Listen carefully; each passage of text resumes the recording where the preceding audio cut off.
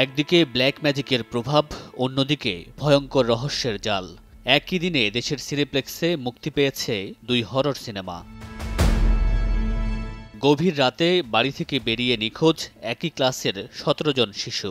মেব্রুক নামের ছোট্ট শহরে তাদের সন্ধানে নামে অভিভাবক, পুলিশ, শিক্ষকসহ স্থানীয় বাসিন্দারা। এরপরই শুরু হয় একের পর এক অতি প্রাকৃতিক ঘটনা।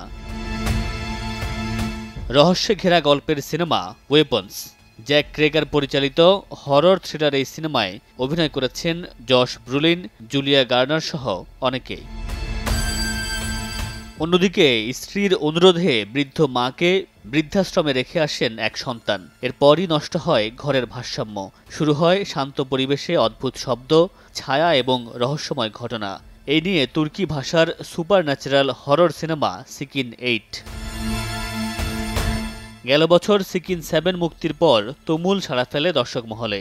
এবার অ্যালপার ম্যাস্তোকি পরিচালিত ব্ল্যাক ম্যাজিক ও পারিবারিক গোপন রহস্যের সিনেমাটি দর্শক মহলে কেমন সাড়া ফেলে তা দেখার অপেক্ষা। মামুনুর রশীদ পনেল, সময় সংবাদ।